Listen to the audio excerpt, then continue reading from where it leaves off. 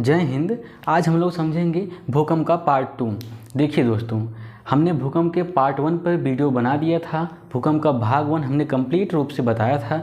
उसमें हमने चर्चा किया था कि प्लेटें क्या होती हैं, प्लेटों की गति कैसी होती है, प्लेटों की मोटाई कैसी होती है और प्लेट टेक्टोनिक सिद्धांत क्या था, हमारी सबसे जो पृथ्वी की सबसे बड़ी प्लेट है वो कौन सी होती है, ऐसा कौन सा महाद्वीप है जिस महाद्वीप के पास कोई प्लेटें नहीं हैं। ये सब के बारे में हमने डिटेल से चर्चा किया था। यदि आप लोग भाग 1 को नहीं देखे हैं तो कृपया जाके भूकंप पार्ट 1 देख लीजिए। उसके बाद अब देखिए हम लोग भूकंप का पार्ट 2 समझते हैं। इस वीडियो में हम लोग समझेंगे सेपरेटली भूकंप के बारे में।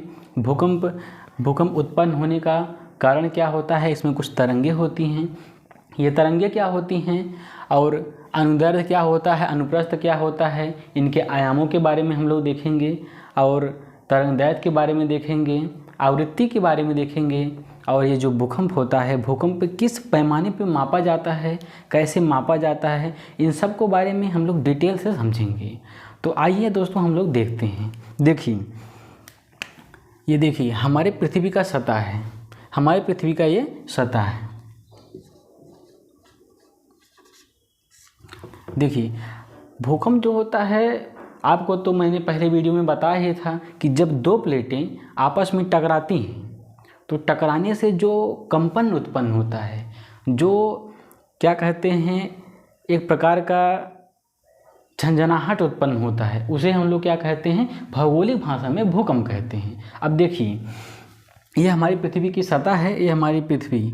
अच्छा, पृथ्वी के जिस भाग में भूकंप उत्पन्न होता है, पृथ्वी की धरातल है, धरातल के कुछ नीचे भूकंप उत्पन्न होता है। जहाँ पे भूकंप उत्पन्न होता है उसे हम लोग कहते हैं मूल, अंग्रेजी में इसे कहते हैं फोकस। मतलब यहीं से हमारे जो भूकंप है उसकी उत्पत्ति हुई है, यहीं से वह जन्म लेगा।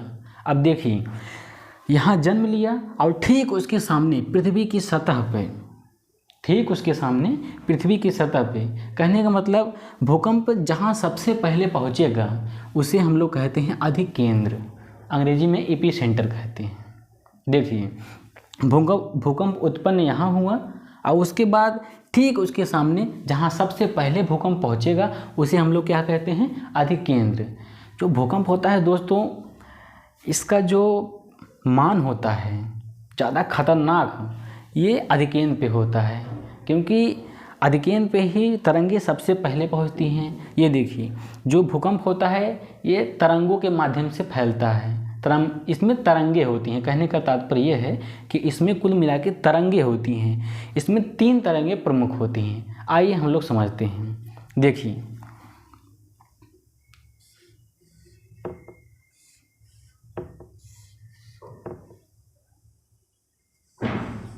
पी, एस और एल, पी तरंगे, एस तरंगे और एल तरंगे। इसमें से जब भूकंप यहाँ उत्पन्न हुआ तो सबसे पहले जो तरंग पहुँचेगी वो होगी पी तरंगे, उसके बाद पहुँचेगी एस तरंग और उसके बाद पहुँचेगी, सबसे लास्ट में पहुँचेगी एल तरंग। अब देखिए यहाँ पे सबसे ज़्यादा भूकंप कहाँ पे होगा, तो ईपी सेंटर पे। सबसे ज़्यादा भूकंप अगर कहीं पे मापा जाएगा तो ईपी सेंटर पे। क्यों? क्योंकि तरंगे सबसे पहले ईपी सेंटर पे ही पहुँचती हैं भूकंप पृथ्वी की सतह पे। देखिए ये तरंगे तरंगाग्र के रूप में फैलती हैं पूरे पृथ्वी पे। तरंगाग्र आप ऐसे समझिए, जैसे हम लोग क्या करते हैं कि कभी कभी पत्थर लेके जल में मारते हैं, पत्थर को लेकर किसी तालाब वगैरह जो होता है उसमें पानी में फेंकते हैं। तो जब फेंकते हैं तो ऐसे ऐसे ऐसे ऐसे ऐसे करके एक जल का बहाव बढ़ता जाता है, जिसे हम लोग तरंगाग्र कहते हैं।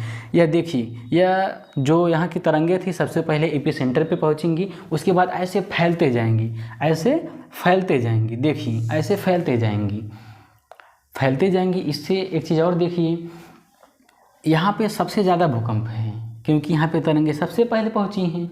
लेकिन क्या होगा कि जैसे जैसे इससे हम दूर जाएंगे तो क्या होंगी, तरंगों का प्रभाव कम होता जाएगा। कहने का तात्पर्य यह है दोस्तों कि ईपी सेंटर से जैसे जैसे हम लोग दूर जाते हैं वैसे भूकंप का प्रभाव कम होता जाता है। क्योंकि ऐसे फैलते फैलते फैलते फैलते एक समय ऐसा आएगा कहीं पे अंत हो जाएंगी, उसके बाद भूकंप नहीं आएगा। लेकिन इस क्षेत्र में तो भूकंप प्रभावी है। तो अगर कोई पूछ ले भूकंप उत्पन्न कहाँ से होता है, तो हमको बताना है मूल से। और पूछ ले कि भूकंप सबसे ज़्यादा हमारे पृथ्वी पे कहाँ मापा जाता है, तो एपी सेंटर पे। जिस जगह पे एपी सेंटर पड़ गया दोस्तों, समझ लीजिए उसका तो काम हो जाता है एकदम खतरनाक। मान लीजिए यहीं पे हमारा घर है, घर क्या कहते हैं, यहीं पे कोई राज्य, मान लेते हैं हिमाचल प्रदेश है। यहाँ पे क्या है, हिमाचल प्रदेश। हिमाचल प्रदेश अगर यहाँ पे पड़ गया, मतलब कहने का मतलब हिमाचल प्रदेश में यदि भूकंप का एपी सेंटर पड़ गया, उसका अधिकेंद्र पड़ गया, तो बहुत भयंकर तबाही लाएगा हिमाचल प्रदेश में। इतना हम लोगों ने समझा। एक चीज़ और, अगर कोई पूछ ले कि इसमें कितनी तरंगे होती हैं, तो इसमें 3 तरंगे होती हैं, पी तरंग, एस तरंग और यल तरंग। आइए हम लोग इन तरंगों के बारे में थोड़ा देखते हैं कि ये तरंगे क्या होती हैं और ये कैसे पूरे पृथ्वी पर ट्रेवल करती हैं, कैसे टहलती हैं, इसके बारे में हम लोग समझते हैं। देखिए दोस्तों, पी तरंग जो होती है उसकी जो चाल होती है 6 किलोमीटर पर सेकंड होती है। कहने का मतलब एक सेकंड में कितना किलोमीटर, 6 किलोमीटर तय कर देगी। एक सेकंड में 6 किलोमीटर। अच्छा, उसके बाद देखिए इस तरंग जो है उसकी जो रफ्तार है 3 किलोमीटर पर सेकंड है, मतलब इसके लगभग आधी है। और क्या है, और तीसरी जो तरंग है एल तरंग है। तो एल तरंग क्या है, इसकी रफ्तार सबसे कम होती है, 1.5 किलोमीटर प्रति सेकंड होती है। अच्छा, इनके रफ्तार से हम एक चीज़ का आकलन कर सकते हैं दोस्तों। देखिए ये जो तरंगे हैं पी तरंगे, इन्हें कहते हैं प्राइमरी तरंगे, इसको कहते हैं सेकेंडरी तरंगे। प्राइमरी क्यों कहते हैं इसे, क्योंकि यह सबसे पहले एपी सेंटर पे पहुंचती है, इसलिए इसे प्राइमरी तरंगे कहते हैं। सेकेंडरी तरंग यह मतलब दूसरे स्थान पे यह होती है पहुंचने के लिए, तो इसे हम कहते हैं सेकेंडरी तरंगे। और ये एल तरंगे जो हैं, इसकी जो खोज की थी HD लव नामक वैज्ञानिक ने इसकी खोज की थी, इसलिए इसका नाम एल तरंगे रख दिया। यहाँ तक तो हमने देख लिया। देखिए इनके चाल रफ्तार के हिसाब से हम लोग एक चीज़ का पता लगा सकते हैं, क्या, इनके खतरनाक विनाश कितना करेंगे, इसको हम लोग पता लगा सकते। देखिए कैसे पी तरंगे क्या होती हैं, 6 किलोमीटर पर सेकंड की रफ्तार से चलती हैं।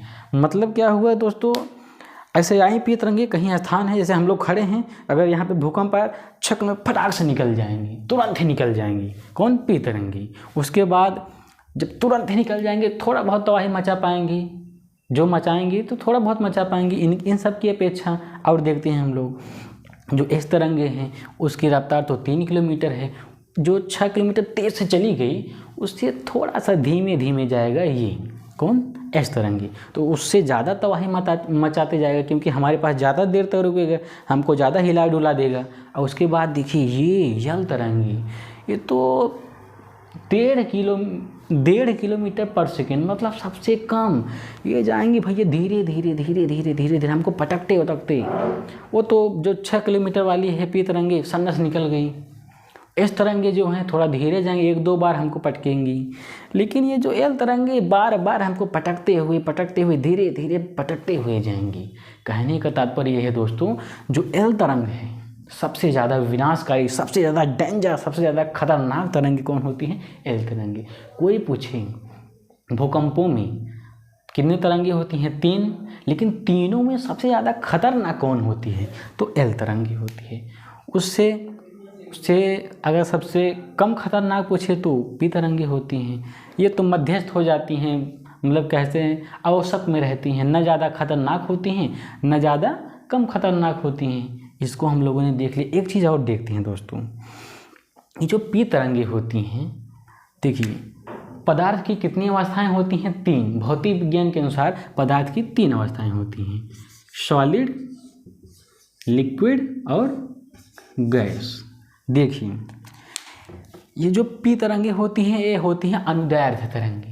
अनुदैर्ध्य का मतलब ये होता है, देखिए आपको ज़्यादा दिमाग नहीं लगाना है, अनुदैर्ध्य जहाँ आए उसका मतलब ये होता है, ये तरंगे जो होती हैं ठोस में भी चल जाएंगी, यानी सॉलिड में भी चल जाएंगी, लिक्विड में भी चलेंगी और गैस में भी चलेंगी। मतलब ठोस, द्रव, गैस, ये तरंगे तीनों में चलेंगी, चाहे पानी हो, चाहे ठोस हो, चाहे गैस हो, सब में ट्रेवल करेंगी, सब में चलेंगी। तो ये क्या हैं? अनुदैर्ध्य तरंगे। अब देखिए सेम उसी प्रकार से एल तरंगे जो हैं ये भी अनुदैर्ध्य हैं, मतलब ये भी खतरनाक तो है ही है, प्लस तीनों में चलेगी। क्यों? क्योंकि ये अनुदैर्ध्य है तो सॉलिड, लिक्विड और गैस ये तीनों में क्या करेंगी? चलेंगी। लेकिन दोस्तों समझिए, ये जो इस तरंगे हैं, इस तरंगे होती हैं अनुप्रस्थ तरंगे। तो अनुप्रस्थ तरंगे होने के कारण क्या होता है? देखिए सॉलिड, लिक्विड और गैस, अनुप्रस्थ तरंगे की एक खासियत होती है, ये तरंगे जो होती हैं सॉलिड में, ठोस में तो आसानी से चल लेंगी, गैस में भी आसानी से चल लेंगी, लेकिन लिक्विड में ये नहीं चल पाती। तो आप लोगों ने समझा कि अनुदैर्ध्य क्या होती हैं, अनुप्रस्थ क्या होता है। अनुदैर्ध्य तरंगे क्या करेंगी? तीनों अवस्थाओं में चलेंगी, चाहे ठोस हो, चाहे द्रव हो, चाहे गैस हो। अनुप्रस्थ क्या करेगा? अनुप्रस्थ सॉलिड में तो चलेगा, इधर ठोस में तो चलेगा, गैस में भी चलेगा, लेकिन लिक्विड में यह नहीं चलेगा। अब देखिए दोस्तों, ये तरंगे सबसे ज़्यादा खतरनाक हैं, अब तीनों अवस्थाओं में भी चलेंगी। आप लोग समझ सकते हैं कि कितनी खतरनाक हैं। अच्छा, यहाँ तक तो हमने देख लिया। देखिए दोस्तों, अब हम लोग समझते हैं ये जो PSL तरंगे होती हैं, इनकी आवृत्ति क्या होती है, तरंगदैर्ध्य क्या होती है और आयाम क्या होती है। कौन सी तरंग की आवृत्ति ज़्यादा होगी, कौन से तरंग की आवृत्ति कम होगी, आयाम किसका ज़्यादा होगा, आयाम किसका कम होगा, तरंगदैर्ध्य किसका ज़्यादा होगा और तरंगदैर्ध्य किसका कम होगा, इसको हम लोग देखते हैं। देखिए दोस्तों, हम लोग देखेंगे पी तरंग। पहले देखेंगे पी तरंग की आवृत्ति।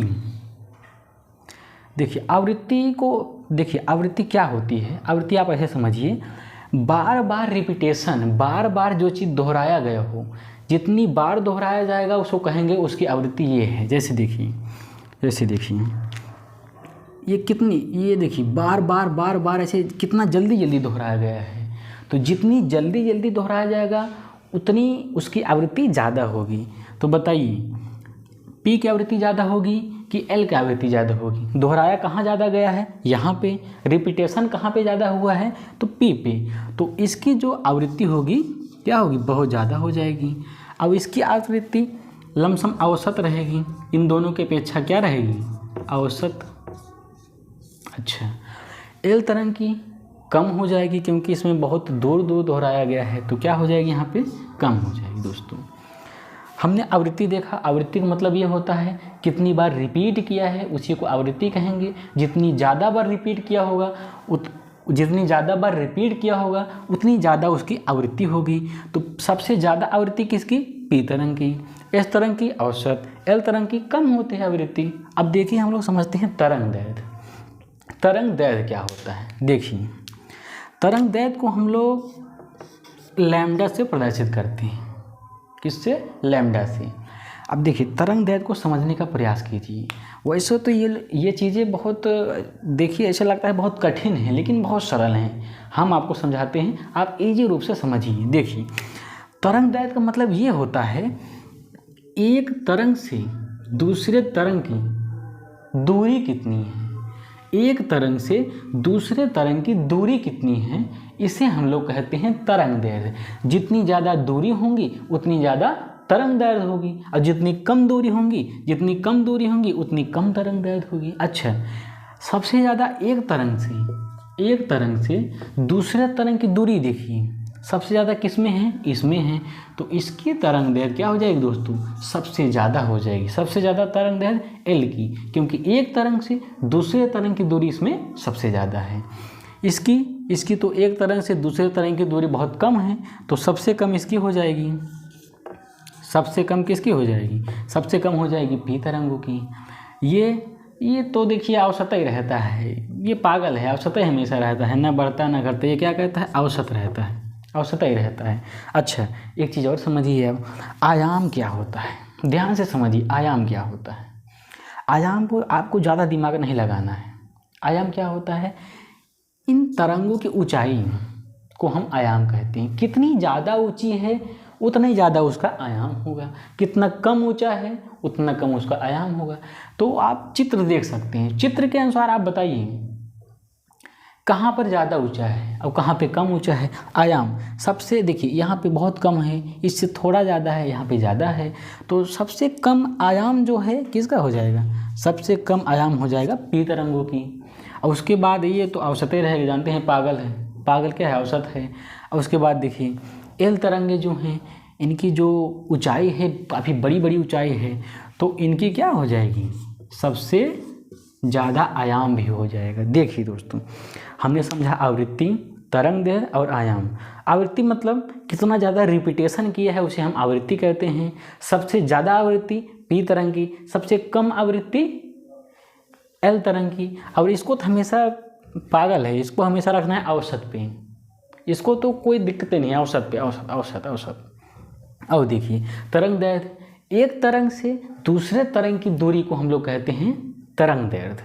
सबसे ज़्यादा तरंग दैर्ध्य इसकी होगी एल तरंग, सबसे कम तरंग दैर्ध्य किसकी होगी, पी तरंग दैर्ध्य। इसको हमने देख लिया। आयाम, एक तरंग मतलब आयाम, तरंगों की ऊंचाई को हम आयाम कहते हैं। सबसे ज़्यादा जो ऊंचाई होगी एल तरंग की होगी तो उसका आयाम सबसे ज़्यादा होगा। सबसे कम आयाम किसका होगा, पी तरंगों का। अब देखिए दोस्तों इतना हमने देख लिया। अब हम समझते हैं कि भूकंप को मापा किस पे जाता है, रिएक्टर पैमाना और सिस्मोग्राफ क्या होता है, इसको हम लोग समझते हैं। देखिए इसको हम मिटाते हैं तो आपको हम बताते हैं रिएक्टर पैमाना और सिस्मोग्राफ क्या होता है, इसके बारे में आपको हम डिटेल से बताते हैं, समझिएगा।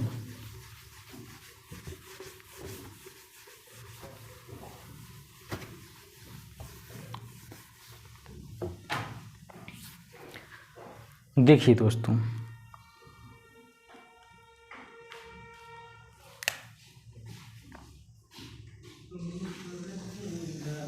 एक ऐसे ग्राफ जैसे बना होता है, उस ग्राफ पे देखिए ये ग्राफ बन गया। अच्छा ग्राफ बन गया तो इसमें क्या होता है दोस्तों, नीचे जो होता है इसको कहते हैं सिस्मोग्राफ। सिस्मोग्राफ देखिए सिस्मोग्राफ, और इधर होता है रिएक्टर पैमाना। रिएक्टर पैमाना देखिए अब हम क्या करते हैं, देखिए इसमें क्या होता है उसको समझते हैं। देखिए ये क्या हो जाएगा, 0, इधर हम नंबरिंग करते हैं 1 2 3 4 5 6 7। उसके बाद देखिए थोड़ा सा और हमको बड़ा बनाना पड़ेगा क्योंकि इसमें 9 अंक होता है। 7 के बाद 8, 8 के बाद 9। देखिए दोस्तों जो सिस्मोग्राफ होता है उस पे हम लोग दिखाते हैं कि ये देखिए जो सिस्मोग्राफ होता है उस पे हम लोग भूकंप के ग्राफ को दिखाते हैं। ग्राफ मतलब भूकंप के, चित्र मतलब ग्राफ को दिखाएंगे। लेकिन रिएक्टर पैमाना जो होता है इससे हम लोग मापते हैं कि भूकंप कितना ज़्यादा विनाशकारी था, कितना ज़्यादा खतरनाक था। देखिए रिएक्टर पैमाना पे 0 से 9 तक अंक लिखे होते हैं और हर अंक अपने पिछले अंक से 10 गुना ज़्यादा खतरनाक होता है, मतलब 10 गुना होता है। देखिए जैसे यहाँ आप उदाहरण से समझिए, जैसे यहाँ कोई व्यक्ति है, ये आपको एक तमाचा मारता है खींच के। यहाँ पे कोई एक पे व्यक्ति है, आपको एक तमाचा मारता है खींच के, लेकिन वहीं आप यहाँ जाएंगे तो एक तमाचा में जितना तेज़ आपको लगा उससे 10 गुना ज़्यादा तेज़ हो जाएगा 2 पे जाके। कहने मतलब हर अंक अपने पिछले अंक से कितना 10 गुना होता है। आप ऐसे समझिए 10 गुना ज़्यादा खतरनाक। इसको भूकंप के सेंस में हम लोग समझते हैं कि अगर देखते हैं अमूमन 3.5 या 4 तक जो भूकंप होते हैं नॉर्मल होते हैं, लेकिन जैसे ही 7 से ऊपर, लमसम 7 से ऐसे ऊपर जाते हैं, वे भूकंप जो होते हैं एकदम खतरनाक होते हैं, विनाशकारी होते हैं, भयंकर रूप से तबाही मचाते हैं। देखिए ऐसे ऐसे कोई जब जैसे चला गया 7 से ऊपर, भयंकर रूप से तबाही मचाएगा, एकदम भयंकर रूप से। देखिए दोस्तों, हमने तो ये बाकायदे से समझ लिया, अच्छे से समझ लिया कि भूकंप क्या होता है। हम इसके फर्स्ट पार्ट में आपको समझाए थे कि भूकंप क्यों आता है। भूकंप आता है दो प्लेटें जब आपस में टकराती हैं, तो टकराने के कारण एक कंपन उत्पन्न होता है, जिसे हम भौगोलिक भाषा में भूकंप कहते हैं। और जो प्लेट होती हैं, सबसे बड़ी प्लेट का नाम प्रशांत महासागर प्लेट, जो अकेले ही 63% भूकंप को लाती है। ऐसा कौन सा देश है जहाँ पे सबसे ज़्यादा भूकंप आता है? तो होता है जापान। उसके बाद ऐसा कौन सा महाद्वीप है जहाँ पे भूकंप नहीं आता? तो अंटार्कटिका महाद्वीप है। हमने भूकंप बारे में अमूमन सारी चीज़ें हमने देख ली है, बस एक लास्ट चीज़ हमको देखना है, उसको देखकर हम भूकंप चैप्टर का अंत कर देंगे। आइए देखते हैं। देखिए, छोटा सा चीज़ है, उसको समझते हैं। सुनामी, क्या सुनामी समझते हैं?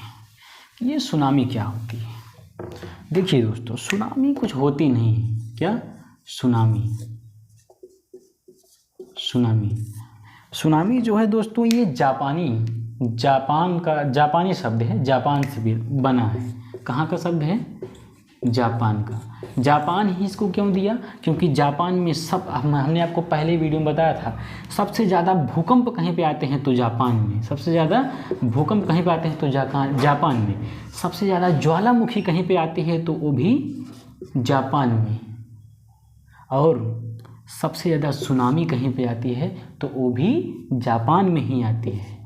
अब देखिए सुनामी क्यों आती है, इसको समझते हैं। देखिए, ये जो भूकंप का मूल होता है, भूकंप की जहाँ उत्पत्ति, उसकी फोकस जो होता है, जहाँ से भूकंप जन्म लेता है, जब यह भूकंप का मूल या फिर एपिसेंटर समुद्र है, ये क्या है? समुद्र की तलहटी पर पड़ता है।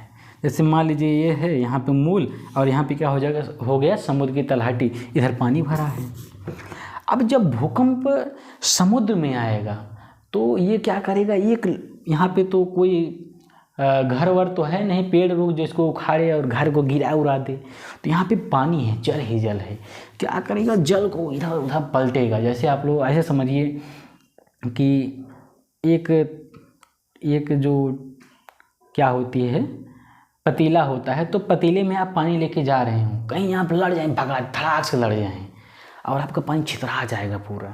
उसी प्रकार से इसमें क्या होता है, इसमें भूकंप एकदम आके इसकी लहर को उठा देती हैं, एकदम भयंकर रूप से उठा देती हैं। तो पास के जो शहर होते हैं वहाँ से लहर चला जाता है, वही कहते हैं हम लोग सुनामी आ गया। देखिए, सुनामी कुछ नहीं है। सुनामी क्या है? जब भूकंप का एपिसेंटर, भूकंप का अधिकेंद्र समुद्रों की तलहटी पे पड़ता है तो यह इसके लहर को विशालता देता है, विशाल बना देता है। यही लहरें पास के जो क्षेत्र होते हैं उसमें चली जाती हैं, पानी भर जाता है, भयंकर रूप से तबाही मचाती हैं, जिन्हें हम लोग सुनामी कहते हैं। ये हो गया सुनामी। सुनामी कहाँ का भाषा है? जापानी शब्द है सुनामी। जापान में ही क्यों? जापान ऐसा देश है जहाँ पे सबसे ज़्यादा भूकंप, सबसे ज़्यादा ज्वालामुखी और सबसे ज़्यादा सुनामी आते हैं। तो दोस्तों, हम आशा करते हैं आपको भूकंप पूरा अच्छे से समझ में आया होगा। और आप लोग देखिएगा, कोई भी सा आप क्वेश्चन उठा के आपसे भूकंप में से हर एक चीज़ें बन जाएंगी। यही था नॉर्मल रूप से भूकंप।